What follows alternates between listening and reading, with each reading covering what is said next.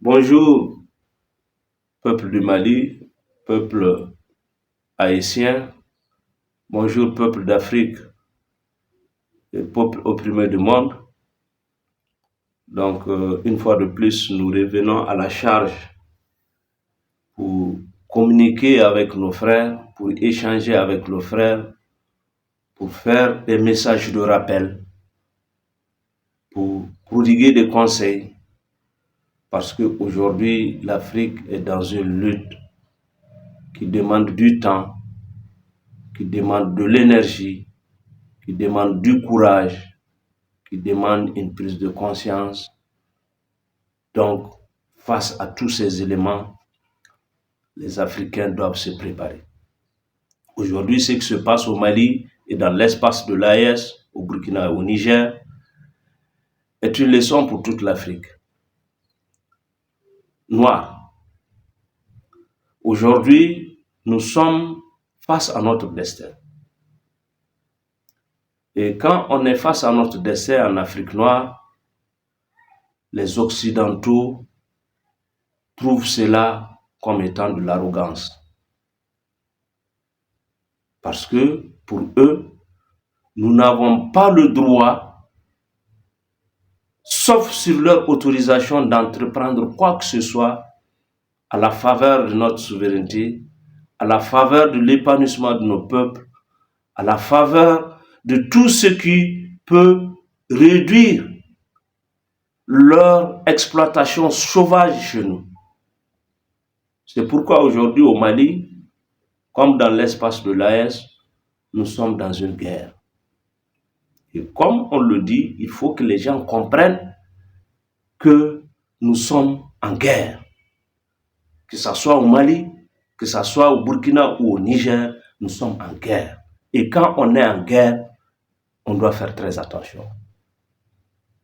Parce que la France et les Occidentaux et ses amis se sont toujours servis de nous-mêmes pour lutter contre nous-mêmes dans notre propre progrès.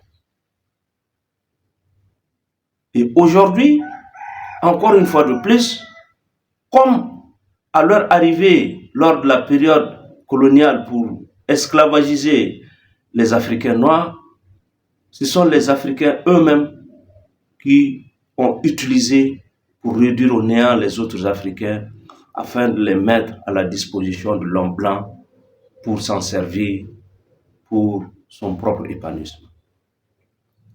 Donc faisons attention et surtout ceux qui se font appeler intellectuels. Faites très attention. C'est vrai, nous avons étudié dans la langue française, nous travaillons dans la langue française, mais si c'est un outil qu'on peut exploiter aujourd'hui, tant mieux, exploitons-le comme ils sont en train de nous exploiter, exploitons-le à notre faveur. Mais ne mettons pas la supériorité linguistique dans nos esprits face à ce que nous-mêmes nous sommes, face à ce que nous-mêmes nous avons. Ne le faisons pas d'un outil de supériorité. Finalement, c'est pourquoi certains de nos intellectuels, certains de nos cadres pensent qu'il faut bien parler la langue française pour vouloir saboter tout ce que nous sommes en train d'entreprendre aujourd'hui. Mais que personne ne se trompe. Les Français nous ont toujours utilisés et après, quand ils n'ont plus besoin de nous, on nous jette à la poubelle. Et vous, politiciens, vous, journalistes, vous, cadres maliens, qui allez vous mettre dans le jeu de la France, en faisant même souvent l'apologie du terrorisme, peut-être dans la manipulation de la langue, vous êtes en train de vous mettre en danger sur tous les côtés. Parce que les Occidentaux, les hommes qu'ils utilisent pour commettre des actes de traîtrise à l'endroit de leur peuple, ils se sont toujours débarrassés parce qu'eux-mêmes, ils n'ont pas besoin de traîtres.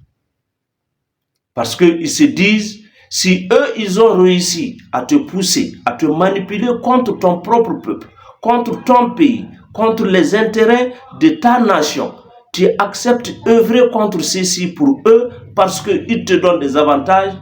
Le jour où ils vont être dans une bonne position, quelqu'un d'autre ou autre chose pourra te manipuler et te mettre à leur encontre parce que tu es tout simplement un traître à leur endroit. Donc voilà comment est-ce qu'ils ont une vision vis-à-vis de ceux-là qu'ils utilisent. C'est pourquoi il est important de faire la part des choses. C'est la part des choses non seulement sur le plan des Occidentaux, à se faire manipuler par des Occidentaux contre son pays, contre son peuple. Et ensuite, aujourd'hui, les terroristes que ceux-ci utilisent chez nous, ne pensez pas que ce sont vos amis. Ne pensez pas qu'ils viennent se battre pour devenir vos amis. Ne pensez pas qu'ils sont en train d'utiliser, de manipuler les gens pour les tuer parce qu'ils veulent devenir vos amis. C'est là que personne ne se mette dans cette logique et que personne ne pense que en parlant bien même d'eux, que ça peut t'épargner. Non, ils ont une mission, ils ont un programme, ils ont des objectifs bien définis. Et dans ces objectifs, il n'y a que eux et leurs intérêts. Tous ceux qui vont participer dans l'aboutissement de leurs objectifs ne sont que des outils de manipulation pour eux. Donc, comprenez-le comme ça. Ça vous permettra aujourd'hui de comprendre que cette lutte qui est en train de se mener au Mali n'est pas en train de se faire au nom d'une personne ou d'une autorité en place, mais ça se fait au nom du peuple malien. Il faut le comprendre comme ça. Et aujourd'hui, si on arrive à atteindre nos objectifs à travers cette lutte qui est engagée, chaque Malien, chaque Africain trouvera son compte positivement. Parce qu'il y a des gens tellement qu'ils sont intellectuels, tellement qu'ils comprennent, ils savent manipuler la langue française, ils pensent qu'en disant des choses contre le pouvoir en place, c'est contre le pouvoir. Et ça se limite à ça. Ah non, détrompez-vous. Ce que vous allez dire contre ce pouvoir en place, c'est parce que ce pouvoir est en train de nuire aux intérêts de ceux-là qui veulent le détruire et ils cherchent des gens qui veulent pousser contre ceux-ci parce qu'ils trouvent qu'avec ceux qui sont au pouvoir, ils n'ont pas leur compte. Voilà le jeu. C'est un jeu de positionnement. Et arrêtez de faire sortir les grands mots et les grandes phrases pour vouloir sabrer ou saboter ce que nous sommes en train, ce que le pays est en train de faire. Arrêtez de vouloir réduire au néant ce que nos autorités sont en train de faire aujourd'hui pour que le Mali puisse être un Malien appartenant aux Maliens. Pour que le Mali puisse être un endroit appartenant aux Maliens. Pour que l'AES puisse être un peuple appartenant aux Haïtiens. Pour que l'Afrique noire puisse être une Afrique appartenant aux Africains. Comprenez le jeu comme ça. Quand la France était occupée par les Allemands, le gouvernement de Pétain et tout son gouvernement ont été qualifiés de lâches par les Français eux-mêmes parce qu'ils ont accepté de signer un armistice de paix avec les Allemands sous occupation allemande. Et qu'est-ce qui a fait du général de Gaulle un héros de la France parce qu'il est parti organiser une résistance pour venir libérer la France de la domination allemande. Et vous pensez que la France et ses acolytes vont vous apprécier en manipulant la langue française, en respectant la conjugaison, les verbes et le vocabulaire. Vous pensez qu'ils vous aiment pour ça? Vous pensez qu'ils vont vous aimer pour ça? Ce qui les intéresse en vous et en vos territoires, c'est ce que vous disposez comme ressources et qu'ils puissent l'exploiter et l'utiliser pour le bien-être de leur peuple. Voilà ce qui les intéresse.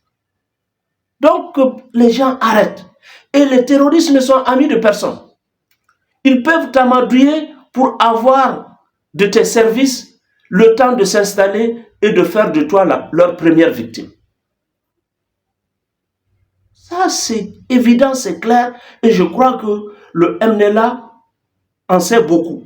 Aujourd'hui, FLA qui compose avec eux, ils savent très bien que si ceci s'installe, eux, d'abord, les premiers éléments qu'ils vont abattre, ce seraient eux, parce que eux, ils ont leur propre programme, ils ont leur propre agenda. Et l'agenda que leur maître leur donne, c'est de créer le chaos dans un espace et qu'il n'y ait jamais une administration normale pour que eux, avec leur multinationale, puissent venir exploiter les ressources de ces terres. où ils sont installés. Donc arrêtez d'aller vers des procédures, qui ne nous apportent absolument rien. Nous avons trop duré dans cette histoire comme ça. Et je crois qu'aujourd'hui, si on trouve des gens qui prennent la conscience, qui prennent conscience de ce que nous sommes en train de vivre, pour chercher à nous aider, à nous débarrasser de tout ce qui est en train de nuire à nos ressources, de nuire à nos peuples, de nuire à la sécurité de nos peuples, je crois que la moindre des choses pour nous, c'est de les encourager, c'est de les aider, c'est de les appuyer. Aujourd'hui, les activistes qui se servent, par lesquels ils passent pour saboter beaucoup de nos réalisations et pour saboter beaucoup de nos choses qui se font chez nous, ils vont se débarrasser d'eux.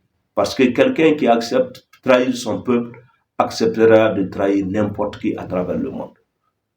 De Gaulle, pour eux, est un idole parce qu'il n'a jamais trahi le peuple français.